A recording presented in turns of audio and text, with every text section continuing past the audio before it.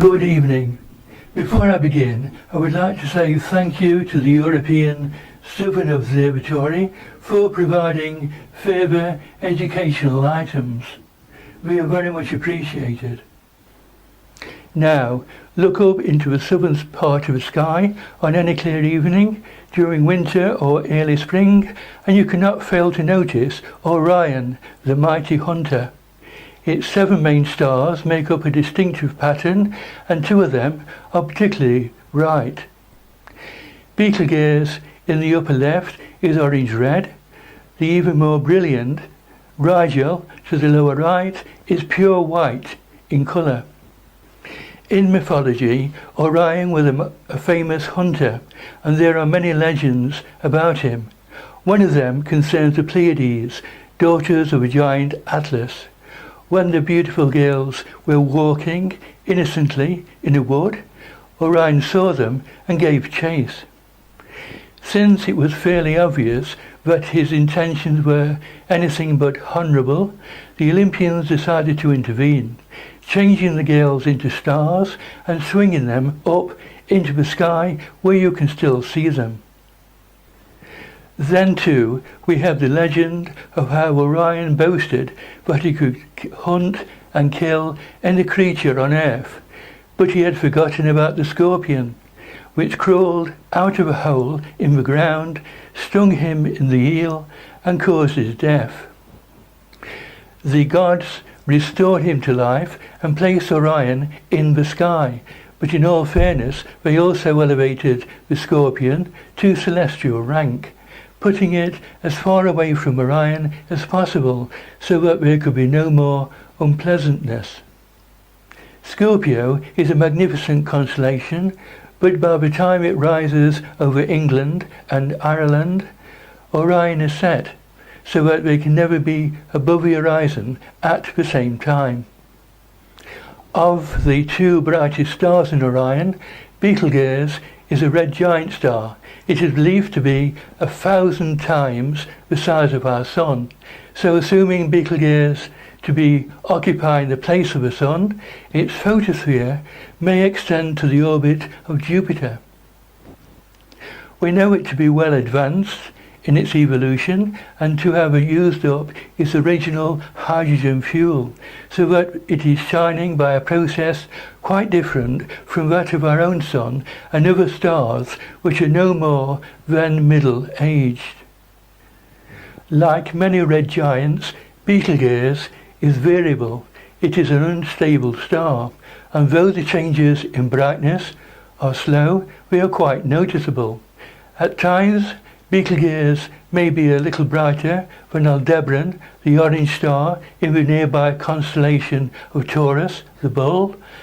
At other times, it is not much inferior to Rigel. Rigel is quite different. It is a true celestial searchlight, not as large as Betelgeuse, but a great deal more luminous. It is equal to about 200,000 suns put together, and its surface is white hot. The other main stars in Orion are also very hot and powerful. Indeed, one of them, Scythe, to the lower left of the pattern, is nearly as luminous as Rigel, though it is further away, and so appearing less conspicuous. Orion is visible from every inhabited continent because it is cut in 2 by the celestial equator. The equatorial line passes close to Mintaka, the top star of the 3 which make up the Hunter's Belt, so that Betelgeuse is in the northern hemisphere of the sky and Rigel is in the southern. Orion is so distinctive that it may be mistaken for a genuine association of stars. However, these 7 bright stars are not neighbours. They lie at very different distances from the Earth, and the pattern we see is no more than a line of sight effect. According to the new Gaia spacecraft catalogue, Betelgeuse is 494 light-years from us, Betelgeuse is about 293, Rigel 858, and Scythe is over 652 light-years. The most distant star of Orion lies in the Hunter's Belt. Lam is over 2,000 light-years away. A light year is the distance travelled by a ray of light in 1 year. Since light moves at 186,000 miles a second, a light year is equal to rather less than 6 million miles. In fact, Sciath is further away from Betelgeuse than we are. It merely happens to lie in much the same direction as seen from our own particular vantage point in the galaxy. If our own position were different, the Orion pattern will be completely lost. No star is fixed in space. Each is moving quickly, but the stars are so remote that their individual or proper motions are very slight. Orion looks the same today as it must have done in the days of Julius Caesar or even the builders of the pyramids.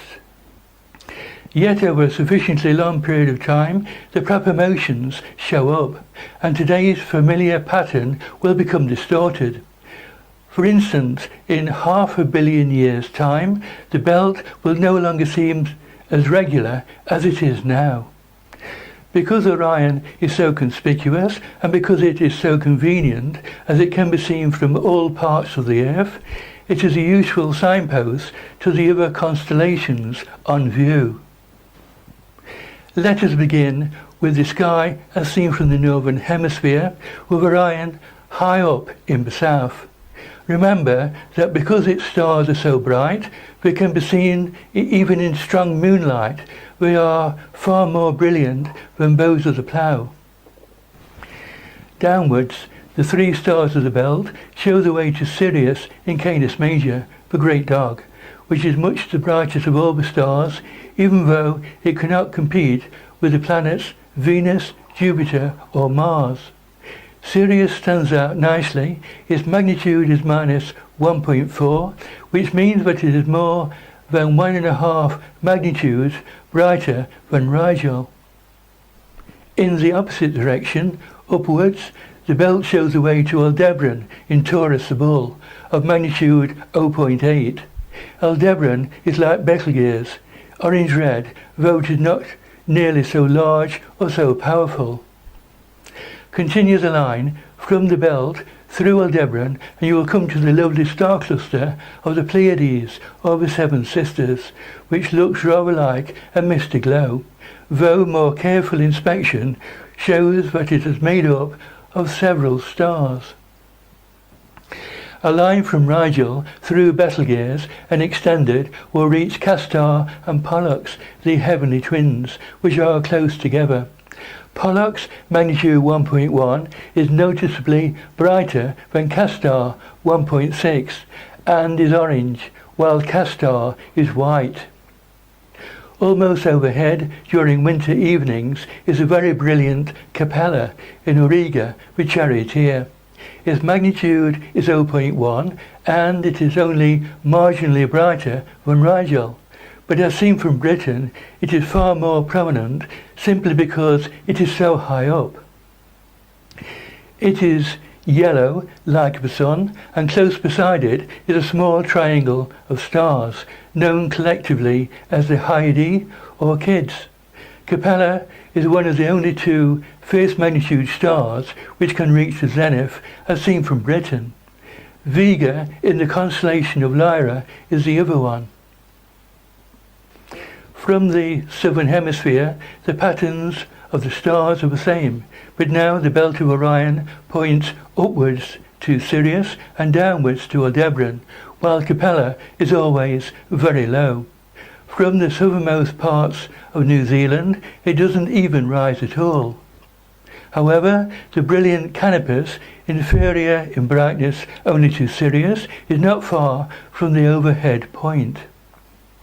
Finally, take a note of the Milky Way, which can be seen from either hemisphere and which runs across the sky from one horizon to the other. Sadly, city dwellers will not see it because it is so overpowered by streetlights. But when the sky is really dark, the Milky Way is truly magnificent. Out of all the objects in Orion, one of the most intriguing is the nebula in the hunter's sword, Messier 42, which is visible with the naked eye as a misty patch and which is well seen in binoculars. It was discovered in 1610 by an otherwise obscure astronomer named Pearson, but its nature was not then realized. We now know it to be a huge cloud of dust and gas, lying at a distance of some 1,400 light-years. It is not dense by everyday standards. If you could take a 1-inch core sample right through it, the total weight of the material collected would be no more than that of a new penny, even though the nebula is at least 10 light-years across. Were it to be on its own, the nebula would be dark and would be traceable only because it would block out the light of objects around it. In fact, it shines because it is lit up by some very hot stars at its Earth-turned boundary, though other parts of it remain dark. One non-luminous mass close to Alnitak, the left star in the hunter's belt, is nicknamed the horse's head, because its shape recalls that of the head of a knight in chess. It is also known as Barnard 33. When Sir William Herschel was examining the sky, he came across some starless patches, which he called holes in the heavens. In fact, these patches are not holes, they are dark nebulae. There is no essential difference between a bright nebula and a dark one. It all depends on whether there are any suitable stars to provide illumination. Look at the Orion Nebula through a small telescope and you will be able to see 4 stars close together, making up a group which is generally called the trapezium. This is the multiple system known as Theta Orionis. The members of the system are very hot. Their radiation is so intense that it can excite the nebula gas to a certain amount of self-luminosity, and they are also very luminous. A nebulous region which is excited to luminosity in this way is called a H2 region, since hydrogen is the most abundant element in the universe. However, for a complete study of the nebula, we must make use of all the available methods, and we must consider the infrared radiation coming from the nebula and objects inside it. The Orion Nebula contains a very young open cluster known as the trapezium, due to the position of its main 4 stars. 2 of these can be resolved into their component binary systems on nights with good seeing, giving a total of 6 members. The stars of the trapezium, along with many other stars, are still in their early years. The trapezium is a component of the much larger Orion Nebula cluster, an association of more than 2,800 stars within a diameter of 20 light-years. 2 million years ago, this cluster may have been the home of the runaway stars A.E. Auriga, 53 Auritis, and Mu Columba, which are currently moving away from the nebula at velocities greater than 60 miles a second. Visible light makes up only a small part of what is called the electromagnetic spectrum. Violet light has the shortest wavelength, red the longest. Radiation whose wavelength is either shorter than that of violet or longer than that of red does not affect our eyes, yet it can be detected with suitable instruments. Infrared studies have shown that deep inside the Orion Nebula there is a powerful source which cannot be seen visually, because its ordinary light is blocked by the dust. The source is known as Becklin's object, in honor of its discoverer, and astronomers have come to realize that it is very special. There are two theories as to its character. It may be a very young star, still condensing out of the nebula material, in which case it is not yet hot enough to send out visible light and radiates only in the infrared. On the other hand, it may be an extremely powerful star, perhaps 1,000,000 times as luminous as our Sun, and is simply hidden from view. In this case then, if we could see it unscreened, it would shine at least as brightly as Rigel, and probably more so. Yet we are never likely to be able to see it. Its energy will have been spent long before it has been able to blow a hole in the dust and gas that surrounds it. The region around Messier 42 is a stellar nursery, and one in which we have a bird's eye view. Because of our perspective, we can hope to understand both the individual and group properties of its population. This cluster of about 2,000 stars sits on the front of a giant molecular cloud and dust and gas. The process of forming these stars has either used up or dissipated the leftover material. Planetary disks of material around young stars in the Orion Nebula have been discovered, with the closer ones being several times larger than our Moon. These are called proplets, and they are situated within the nebula of dust which block out Moon-sized bits of view of the nebula. A detailed study of the distribution of these stars show that star formation slowly began about 4 million years ago. Since then, the rate at which stars formed steadily increased, reaching a peak about 300,000 years ago. In contrast to the 10 billion year old age of the Milky Way galaxy, all these stars were formed just yesterday. The number of stars per unit volume increases dramatically as one nears the trapezium, where the density becomes 20,000 times that of stars in the Sun's neighbourhood. A star in the core of the Orion Nebula is only 7 miles from its nearest neighbour. The average age of the stars decrease as you approach the centre of Messier 42, which indicates that the gas from which the stars formed is becoming more compressed with time. It is therefore not surprising that the most massive stars are found in the very centre of the nebula.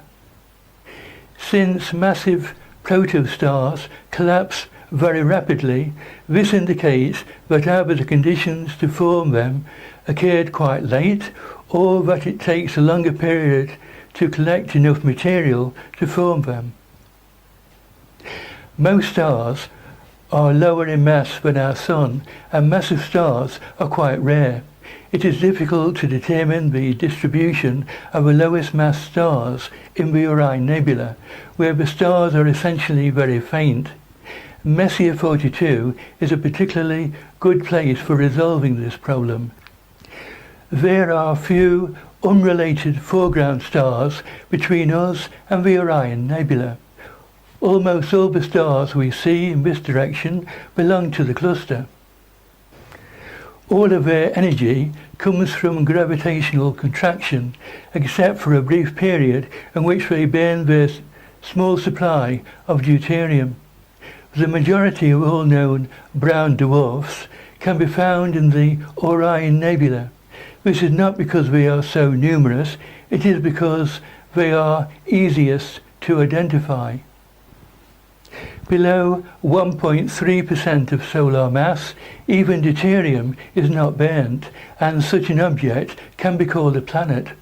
A careful examination of the coolest objects in the Orion Nebula indicate that there are about 10 planet-sized bodies unattached to an ordinary star.